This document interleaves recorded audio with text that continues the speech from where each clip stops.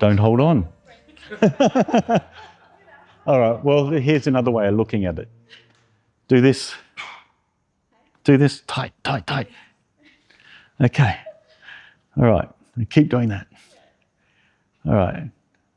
Now do that. Which one's more enjoyable? So understand that.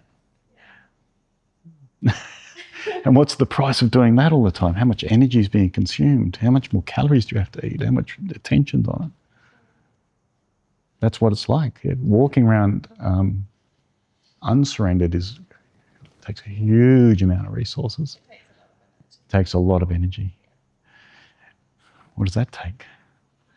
How to do that? Well, it's to go and find out where this is.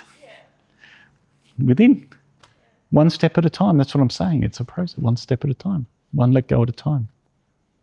And sometimes you get a sort of like a core root and you let go of that and there's all these let goes. It's like, ooh, that feels good. Right? I'm saying it's a process. The awakening is instantaneous and you never know when it's going to happen. It can happen in the next minute or it happens in 5, 10 minutes. Nobody knows. But the wise thing to do is to be working on cultivating the ground just in case it's off there. And if you don't cultivate the ground, that may not appear. You have to get ready. So I call it like the Empress. Yeah, so like there's this Empress and she's just so sensitive and she's so gentle and she's so beautiful and so I won't like to use the word afraid, but we say sensitive to sharp edges and movement. And so you have to develop an inner that is so beautifully spacious and gentle and unreactive and not with sharp edges that are just waiting to move so that the Empress can reside. Yeah, and she's fragile and she's so beautiful and so delicate and so gentle. Yeah, and you just have to make that space for her. And it's more of a female thing as far as I think. It's a yin thing. Yeah, it's very soft and gentle. And so that takes a bit of work because we're full of sharp edges, unfortunately. And we're built that way in our culture. And we're built in a competitive culture. Or here anyway, I'm not sure where you were raised, but here it's very competitive. And, you know, for better or for worse, whatever.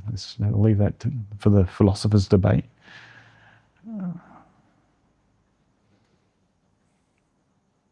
I would say if it's pulling you away from what you actually are, which is truth, right? I would say it's probably not ideal, but there's also these beautiful floors, this beautiful roof. So, hey, there's space, the internet, you know, cars.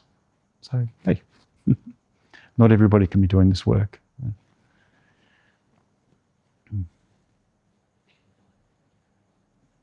Does that make sense? So maybe you can just keep that image. Do you like that or do you like that? Okay, so then go find this within. That's the ongoing process.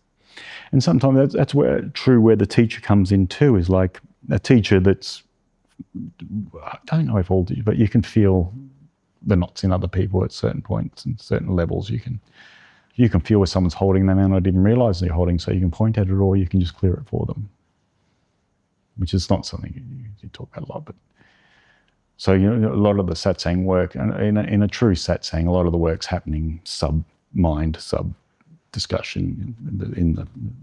You know, this is all science says this is all energy, no? Right? And that's not new information, but science is agreeing at this point, yeah? And so that there's a substratum of that prior to what we think is material. I don't want to debate that. Let's just call it a substratum for now. And once you become really sensitive, you can feel all that. And in satsang, a lot of the healings happen spontaneously, and you don't even have to engage the mind for that. Does that make sense? So that's the difference too. It's not spoken about a lot in the West, I guess, but it's pretty common knowledge. Is that is getting released in satsang automatically. So what you'll show up with certain things, like an iceberg's 80% under the water, 20% up. You'll show up with what's above the iceberg or consciousness, and that'll start dissolving. Does that make sense? Yeah. And then for me, it's like supercharging it when you're talking about your issues and where you're getting trapped and what challenges you're having in life. You're actually activating those threads or prisons within you, and then they get brought into the space. And so it's like supercharging the work, really. Does that make sense? Or you can just sit here quietly, but by actively looking for stuff, you're like swimming out to the ship in a way. Instead of waiting to be rescued by a ship going by and they keep going past you, you built yourself a little raft and you've got a fire on it going, hey, over here. You know? So it's like that. You know, so people just meditating all the time. They're just, the ships are sailing by and they're just sitting there meditating all the time. This is like, for me, it's a supercharging the system. You're putting an engine on it. And that's how it was for me. I teach very similar to how I was taught because it worked, right? And if I found a faster way, I'd do it. I found a better way to do it. But, it can be challenging at times. That's how it is. But at the same token, it's case by case. There's just a knowing of how far somebody can go in a certain day.